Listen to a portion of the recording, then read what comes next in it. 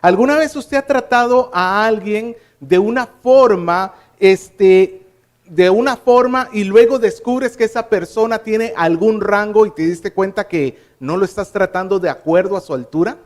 No sé si alguna vez le pasó eso a usted. A mí me sucedió hace un tiempo que habíamos comprado unos jaboncitos a una hermana acá de la iglesia de cierta marca muy famosa. Y estos jaboncitos me gustaron mucho porque en su portada estaba Costa Rica. Incluso la línea de este jabón es Costa Rican Discovery, o sea, descubrir Costa Rica. No, Costa Rica Discoverer, descubridor de Costa Rica, un explorador de Costa Rica. Y entonces yo con alegría, porque soy costarricense, lleno de orgullo de ver cómo mi país se promociona, entonces le tomé una fotografía y lo mandé a un grupo de WhatsApp que tenemos los ticos en Perú. Ticos es la forma como se nos dice a los costarricenses. Y entonces, una vez que había mandado las fotos y todo esto para que la gente viera, una persona, la gente escribía, qué bien, qué orgullo, qué alegría, pero de repente alguien me escribió por interno. Y entonces yo le dije, como le hablaría a cualquier persona, hola, ¿qué tal? ¿Cómo estás? Y comencé a hablarle, ¿no? Cuando me di cuenta que el que me estaba hablando era el cónsul de Costa Rica en Perú. Una de las personas más importantes que tiene la embajada acá en Perú. Y ahí reaccioné y me di cuenta que mi saludo pues no es para una persona de su importancia. Entonces pues tuve que sentarme derechito, por decirlo así. Señor cónsul, perdone usted, no lo había reconocido. ¿Cómo está? Amado hermano, el nivel de una persona va a condicionar la forma como nosotros lo tratemos, ¿cierto? No es lo mismo la forma como usted trata a su señor padre que a como usted trata a un amigo del barrio. No es lo mismo, o no debería ser lo mismo. Pues la identidad de Jesús va a afectar la forma como nosotros nos relacionamos con Él. Entre mejor entendamos quién es Jesús, mejor vamos a poder relacionarnos con Él. Y hoy vamos a verlo a través de este pasaje. El pasaje está dividido en dos partes. Primero vamos a ver cómo Jesús fue rechazado y luego cómo Él corrigió el entendimiento de estas personas para que podamos aprender cómo tratar a nuestro Señor Jesucristo. Comencemos con los dos tipos de rechazo. Los dos tipos de rechazo, versículos 20 al 22. El versículo 20 nos dice simplemente que se agolpó de nuevo la gente, pero la versión de las Américas tiene una parte del texto que no fue incluida en Reina Valera. En la versión de las Américas nos dice que Jesús llegó a una casa y entonces se agolpó la gente. La multitud llegó y ellos no podían ni siquiera comer. No sabemos a qué casa fue. Puede ser posiblemente en Capernaum, que es el centro de operaciones de Jesús. Puede ser que Jesús haya regresado a la casa de Pedro. Puede ser que Jesús haya ido a su propia casa. La cuestión es que Jesús entra en una casa y ¿qué fue lo que sucedió? De pronto esa casa estaba llena a reventar. Absolutamente llena. ¿Usted se acuerda cuando el paralítico, Jesús estaba también en la casa y tuvieron que romper el techo para poder bajar al paralítico? Así de lleno o quizás más llena estaba esta casa. O sea, no había distanciamiento social. Menos mal que no estaban en tiempo de pandemia. Y es interesante que Marcos apunta al hecho que era tanta la gente que no podían ni siquiera comer pan. No sé si era que no se podían trasladar a la cocina fácilmente para comer pan, o es que ni siquiera había tiempo, y eso es a lo que yo más creo. Había tanta gente y tanta necesidad que ellos no tenían tiempo para desocuparse un momento e ir y atender a las personas, atenderse a sí mismo. Es como cuando hay un estado de emergencia en un hospital, por ejemplo, y cuando vienen los enfermos y los heridos, el médico no dice, bueno, voy a ir a almorzar, regreso dentro de 2 horas. Imagínese usted ahí con la herida expuesta, abierta, y el médico le dice, espérame un ratito, es hora de mi lonche. No, no hay tiempo. El médico tiene que estar allí. Jesús estaba allí y no había tiempo alguno. Y entonces viene el primer rechazo, versículo 21.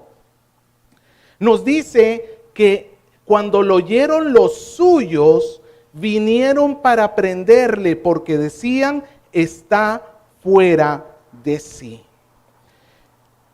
La palabra de Dios entonces Marcos nos dice que Jesús estaba rodeado de tanta gente y entonces vinieron los suyos.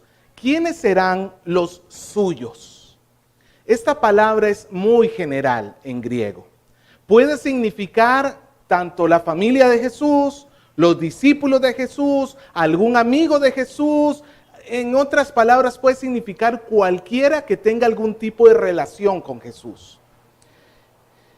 Pero nosotros podemos aventurarnos por el contexto a entender que los suyos que tenemos aquí en el versículo 21 son los mismos que luego llegan en el versículo 31. ¿Quién llega a buscar a Jesús en el versículo 31? Su madre y sus hermanos. Y esto entonces mostraría una forma como de sándwich literario, donde Marcos comienza primero la historia de la familia que viene a buscar a Jesús, luego pasa al asunto de los fariseos para luego regresar a ver cómo concluye la historia de la familia de Jesús. Este sándwich literario no es la primera vez que Marcos lo va a hacer, lo vamos a ver más adelante, que él en otra ocasión también lo utiliza. Pero entonces los suyos serían la familia de Jesús. Y ahora, ¿qué querían hacer? ¿Cuál era el propósito? ¿Cuál era el objetivo? ¿Cuál sería el objetivo? Versículo 21. ¿Cuál sería el objetivo? Prenderle. ¿Sabe lo que es prenderle? No significa encenderlo, no. Prenderle significa agarrarle, sujetarle. Es el mismo verbo que se utiliza, por ejemplo, en Marcos 14:3, cuando habla que Herodes arrestó a Juan el Bautista. O en aquella parábola sobre los dos deudores que está en Mateo 18:28, usted recuerda que el hombre que fue perdonado de toda su deuda, el rey le perdonó toda su deuda, luego salió y ¿a quién encontró? A uno que le debía poquito, y entonces dice que le prendió, aunque parece que apunta al cuello, más o menos esa es la idea, lo prendió con violencia, lo agarró fuertemente. Esa era la idea que tenían aquí los familiares de Jesús. ¿A quién agarra usted fuertemente? Mamá, por ejemplo. ¿Cuándo agarras tú a tu hijo con fuerza? Yo no conozco, por ejemplo, a una mamá, un papá, o al novio hacia su novio. No, dicho sea de paso, nunca un hombre le debe alzar la mano a una mujer bajo ningún término. Pero vamos a esto, sería raro que alguien portándose bien y alguien tenga que usar una situación de fuerza sobre él. ¿Cuándo se utilizan unas situaciones así de fuerza? Cuando hay algo malo. O cuando el que toma por fuerza entiende que hay algo malo. Eso nos lleva a entender entonces el por qué. ¿Por qué estas personas tomaron a la fuerza a nuestro Señor Jesucristo? Ahí lo dice en el mismo versículo 21. ¿Por qué lo tomaron a la fuerza?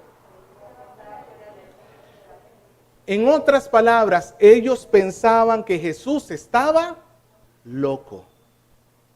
Ellos estaban pensando en ese momento que el comportamiento de Jesús no es normal, no es habitual. Ellos no estaban aprobando el comportamiento de Jesús. Ahora, ¿cuál era el comportamiento de Jesús?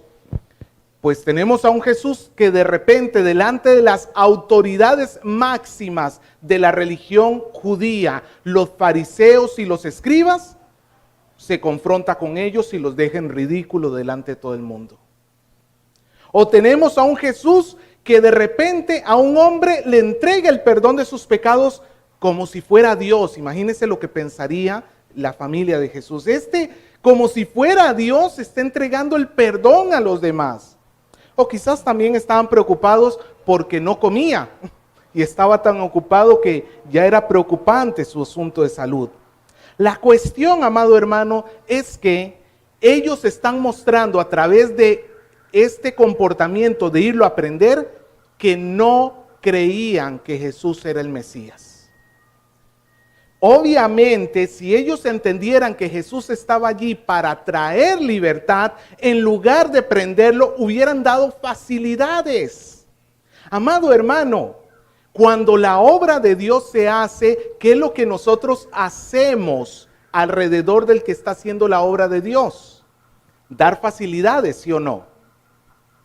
Por ejemplo, si tú tienes a un amigo, a una persona de la iglesia que tiene que recorrer mucha distancia y tú tienes la oportunidad de traerlo en carro, ¿no sería mejor hacerlo?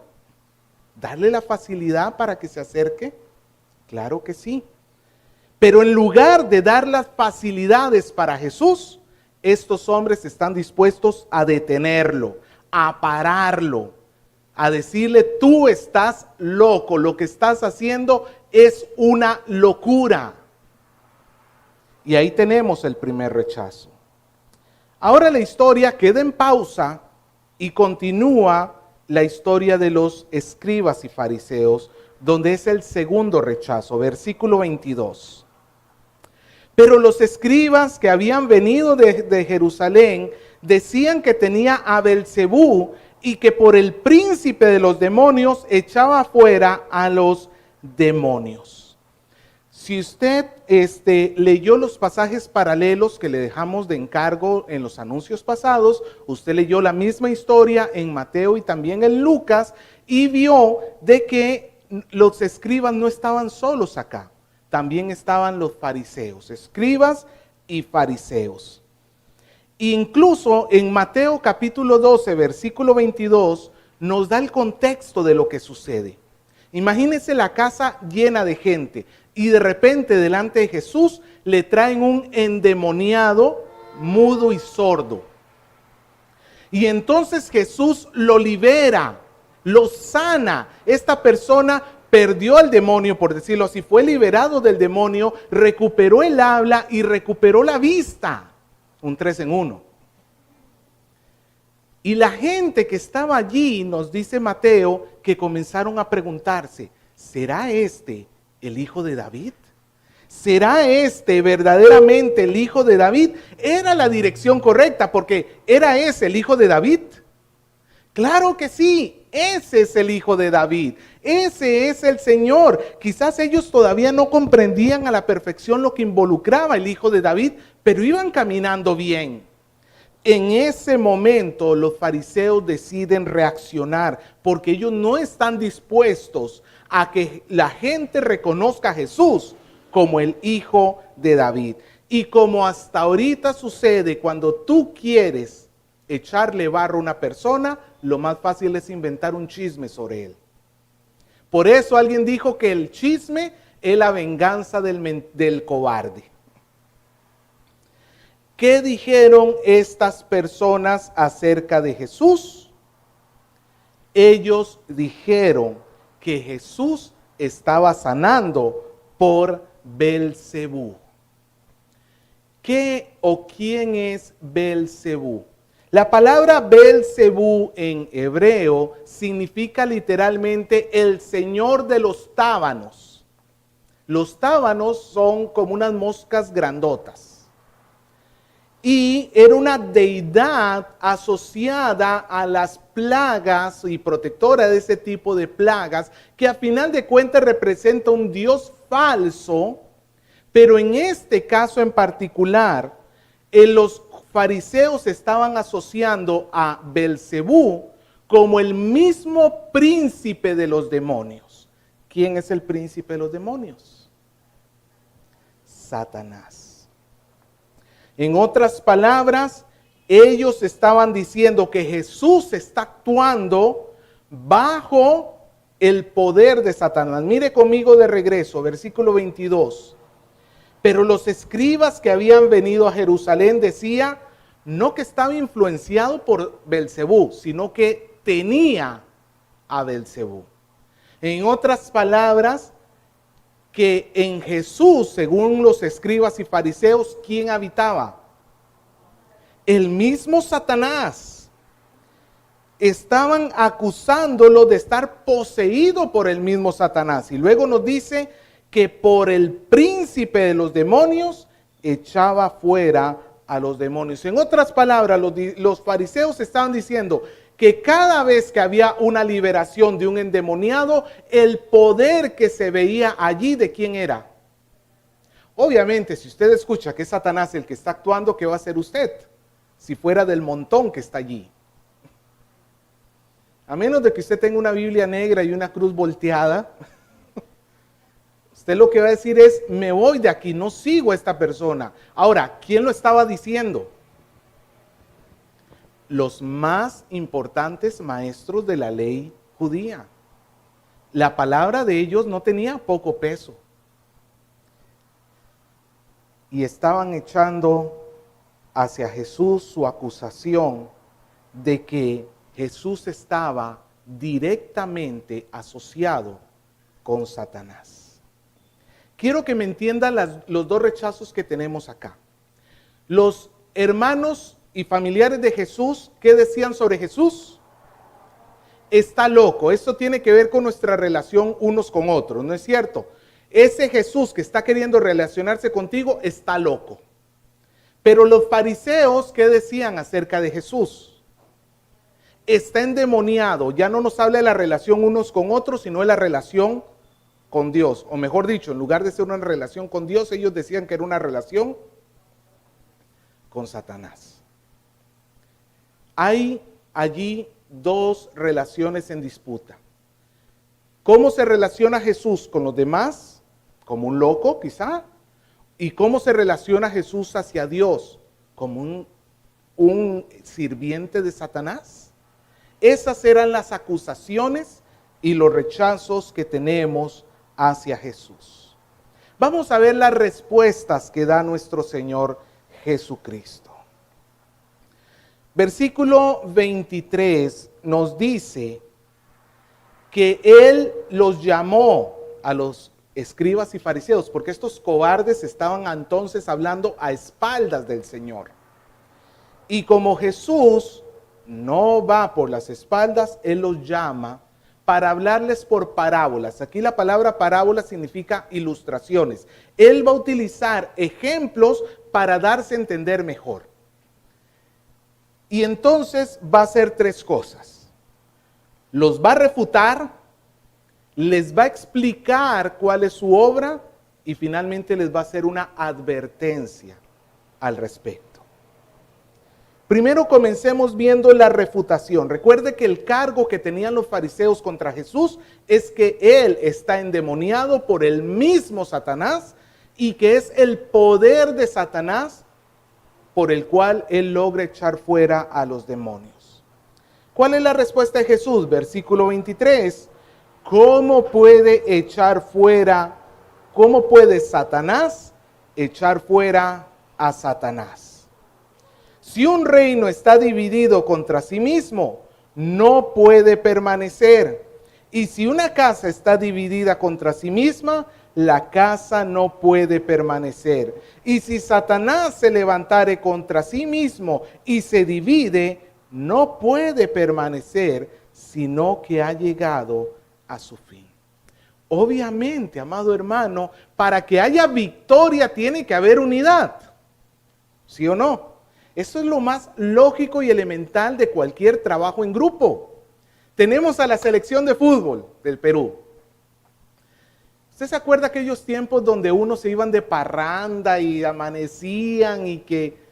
Pregunto, ¿cómo era esa etapa dentro de nuestro historial de fútbol acá? Pésimo, ¿no es cierto?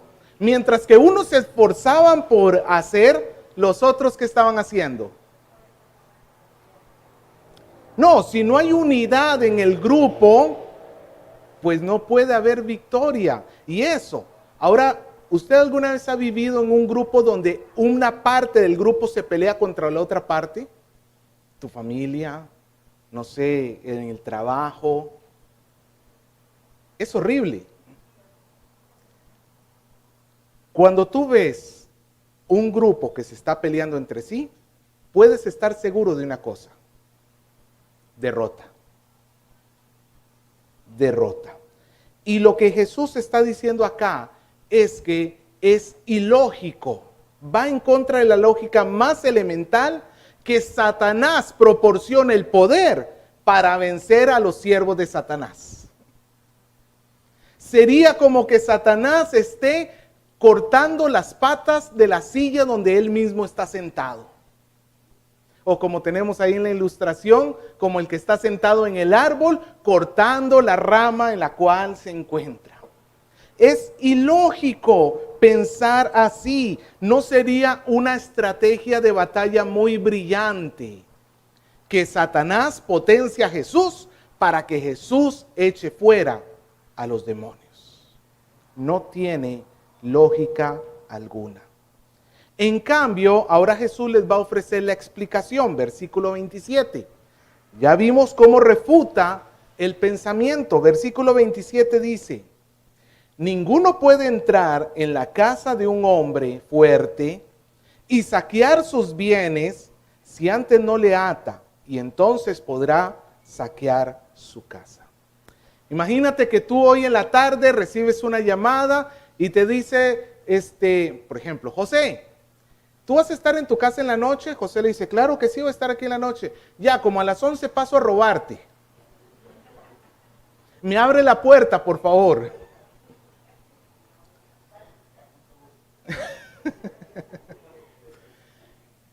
Vamos a esto. Cuando alguien quiere meterse a robar a otra persona, ¿hace alianza con esa persona?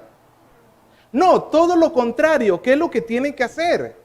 Atarlo, como está aquí, atarlo y amordazarlo, y entonces, neutralizado ese hombre, puedes entrar y robar todo lo que quieran. Aquí, en cierta forma, Jesús se está poniendo en el papel del ladrón, pero es porque el reino de Satanás está lleno, por decirlo así, de la humanidad, y muchos de esos hombres y mujeres son escogidos de Dios para salvación. Satanás es el hombre fuerte que tiene a la humanidad cautiva.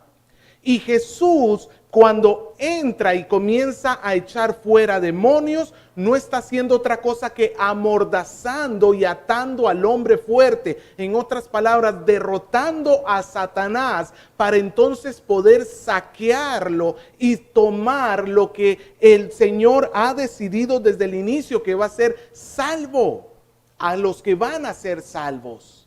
¿Me entienden? ¿Perdón? Sí, como cuando rescatan rehenes. ¿Se acuerda de la embajada de Japón?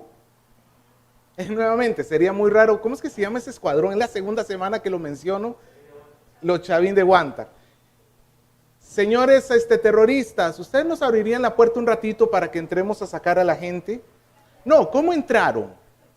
Con violencia, a neutralizar al enemigo. Y una vez neutralizado al enemigo, ¿qué puedes hacer?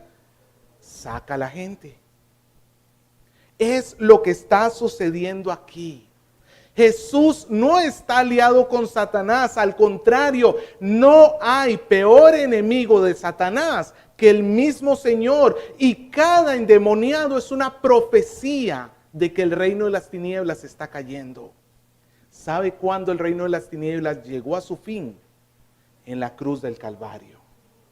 ¿Y sabe cuándo veremos finalmente a Satanás absolutamente derrotado? Cuando el Señor regrese.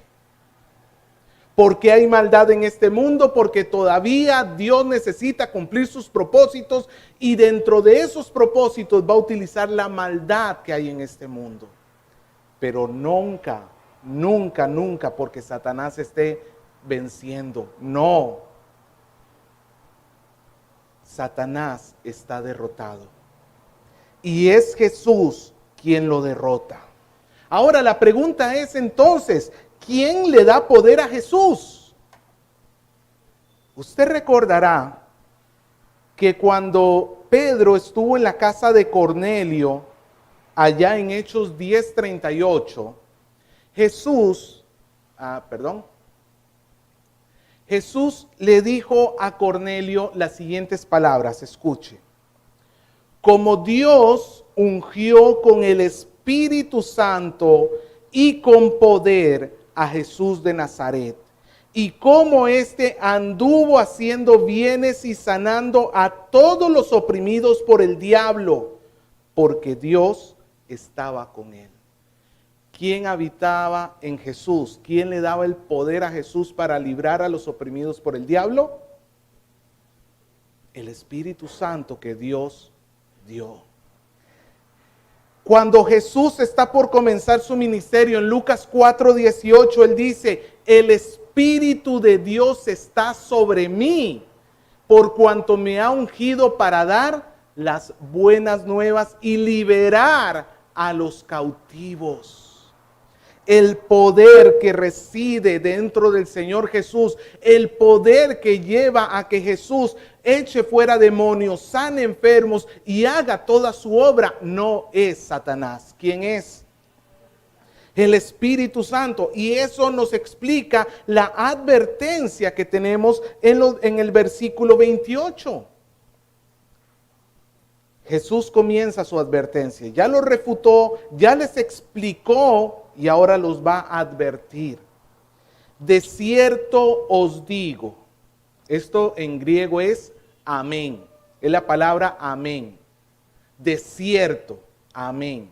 Y significa una verdad tan verdadera, valgan la redundancia, algo que es tan verdadero, pero al mismo tiempo solemne, importante. No es una verdad insignificante o pasajera, no, es algo que es muy importante.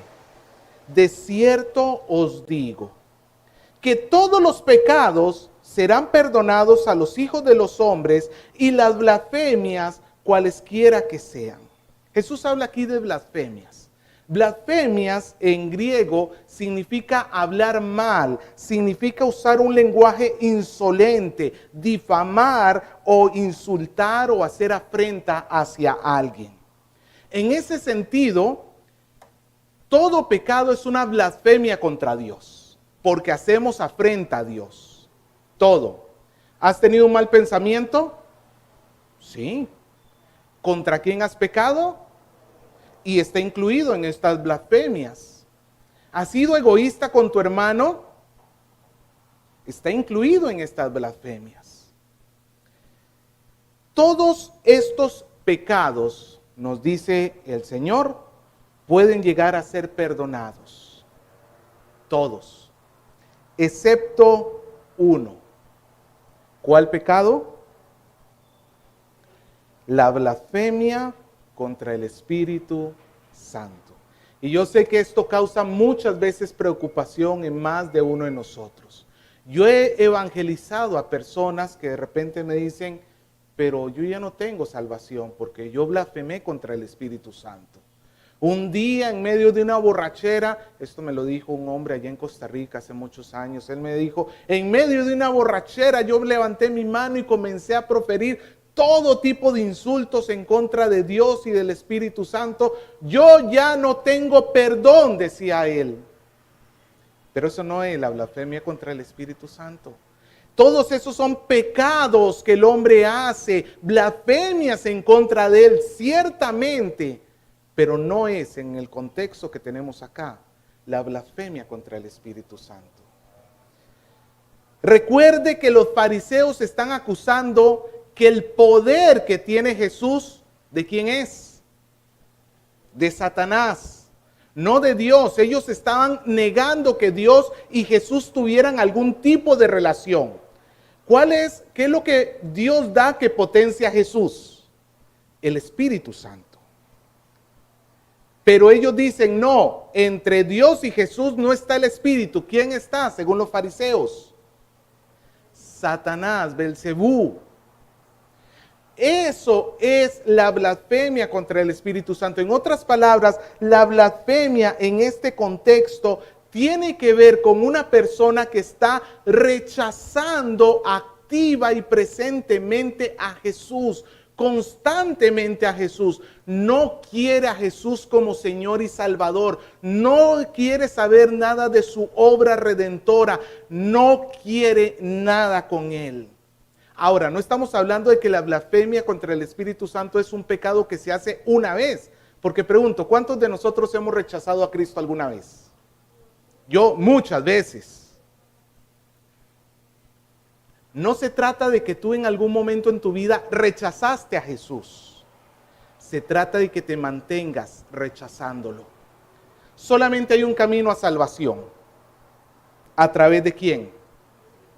De Cristo.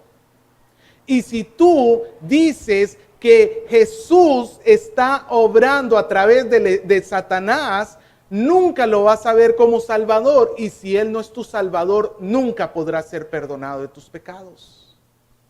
Nunca. La blasfemia contra el Espíritu Santo, entonces acá no es ni siquiera rechazar una vez a Jesús. Es esa actitud de estar rechazándolo constantemente. Los fariseos ya lo han empezado a hacer. Cuando descendieron al paralítico y Jesús le entregó perdón, ¿qué fue lo que ellos dijeron en su corazón? ¿Quién es este que entrega el perdón de pecados? Solo Dios puede perdonar pecados. Cuando Jesús se sentó a la mesa con Leví, con los publicanos y pecadores, ¿qué tuvieron los fariseos en su corazón? Rechazo hacia Jesús. ¿Quién es este? ¿Por qué se sienta a comer con ellos? Cuando Jesús, sus discípulos en un día de reposo comieron espigas, nuevamente rechazo. Cuando Jesús sanó a aquel hombre en el día de reposo, nuevamente rechazo. Cuando Jesús sanó al hombre de la mano seca, nuevamente rechazo. Jesús les está advirtiendo acá que si ellos continúan por ese camino, va a llegar el punto en que sus corazones ya no van a poder reaccionar y nunca van a poder recibir la gracia de Dios, del perdón de Dios en Cristo Jesús. Cuando una persona ha llegado a ese estado, ahí ha blasfemado contra el Espíritu Santo. ¿Cuánto, por decirlo así, si yo soy una persona que hoy estoy rechazando a Dios, cuántas oportunidades más me faltan hasta que llegue al punto de no retorno?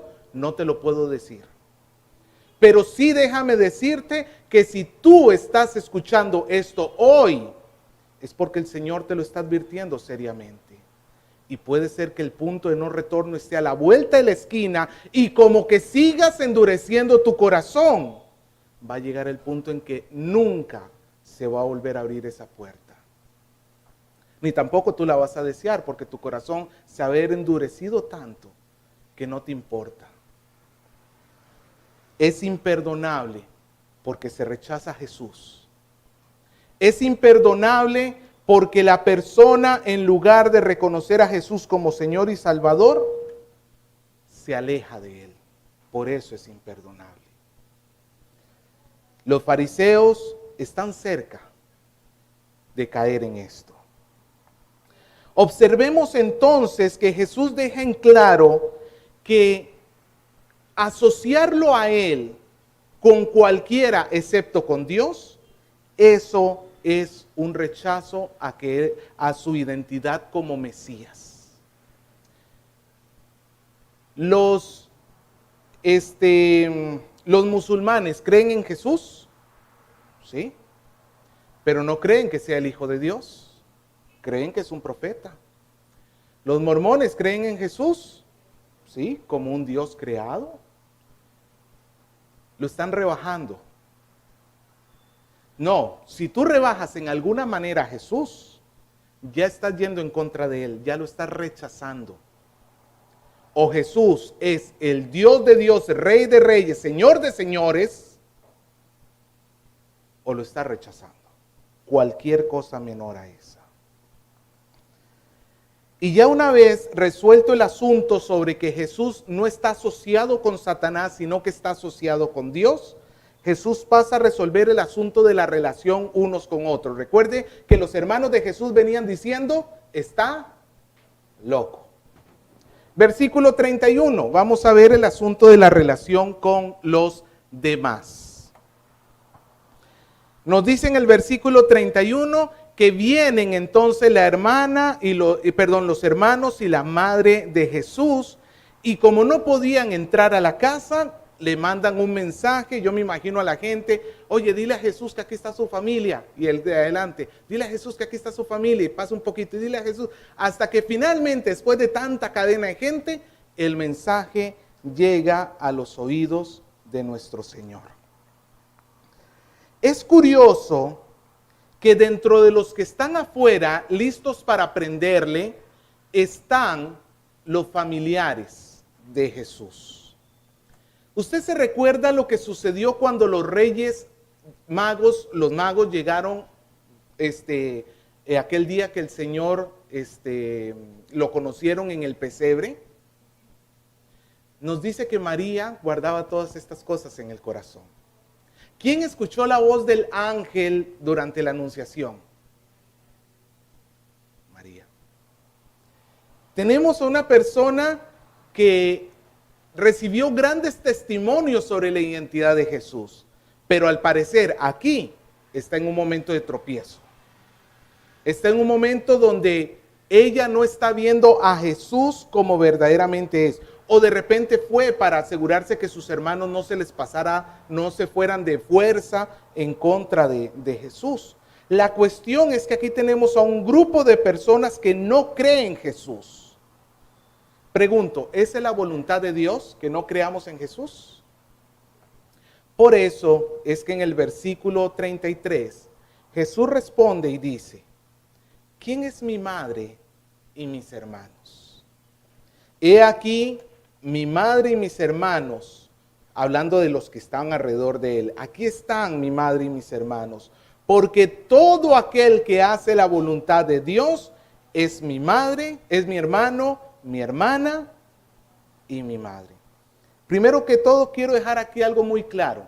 Jesús no está rechazando a su familia natural. Jesús no es que los está desconociendo. Es que Jesús está aprovechando la oportunidad para presentar una gran lección. Recuerde que ellos decían, está loco. En el sentido relacional, como que no te juntes con él porque él está loco. Jesús está diciendo aquí que solamente él está en relación con los que hacen la voluntad de Dios. Ahora, hacer la voluntad de Dios es muy amplio y obviamente incluye obediencia a los mandamientos y muchas cosas. Pero en este contexto específico, podemos deducir que la voluntad de Dios tiene que ver con la identidad de Jesús. ¿Qué debe hacer la gente hacia Jesús? ¿Creer o rechazar? Creer. ¿Rechazo a Jesús? ¿Estoy haciendo la voluntad de Dios? No. ¿Su familia estaba haciendo la voluntad de Dios? No. Por eso él dice que ¿dónde están su madre y sus hermanos? Allí con él. Porque con los que él tiene relación, recuerde Juan 1:12, a los que creen en él, les dio la potestad de ser hechos hijos de Dios. ¿Con quién se relaciona Jesús? Con los que creen en él. Con los que creen en él. Su verdadera familia, la familia que él está mencionando acá, no tiene nada que ver con la carne, tiene que ver con la fe. Tú y yo, si estamos en Cristo, somos familia de él. Pero si tú estás aquí y no crees verdaderamente en Jesús, por más religioso que seas, no eres familia de Dios. Y recuerda que solamente hay dos tipos de humanos, o su familia o su enemigo. No hay un término medio. O eres reconciliado con Dios en Cristo, o eres su enemigo, digno de su ira. Y lo único que cambia eso en la fe. Por eso, amado hermano, es que la relación de Jesús con los demás no es de locura. Ellos se pueden relacionar con Jesús, no como con que se relacionan con un loco, se están relacionando con su verdadero Salvador. Ahora, eso me lleva a mí entonces a pensar en algunas cosas respecto a esto. La familia de Jesús creía que Jesús era un loco. Por el otro lado tenemos a los fariseos que creían que Jesús era un endemoniado. Y tenemos a los que estaban allí creyendo en él. ¿En cuál de los tres grupos estás tú? Y aún más te hago esta pregunta. Cuando estés rodeado de amigos y familiares que comiencen a atacar tu fe, que comiencen a llamarte cucufato, que comiencen a burlarse de ti porque no quieres tomar, no quieres beber, no quieres hacer esto, no quieres hacer lo otro, ¿vas a preferir ceder a los antojos de estas personas y darle la espalda a Jesús? ¿O vas a amar más el ser familia de Jesús y así tengas que recibir el rechazo de tus amigos?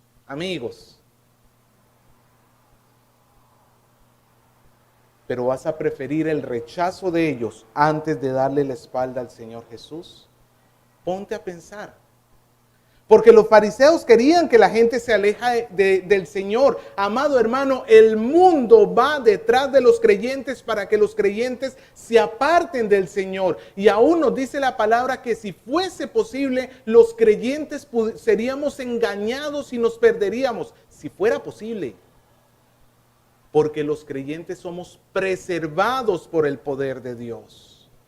Pero eso no involucra que tú y yo no debamos estar alertas. El hecho de que yo tenga la oportunidad de relacionarme con Dios, el hecho que yo conozca a Jesús también me lleva a pensar, ¿estoy consciente de la grandeza de la relación que tengo con Jesús?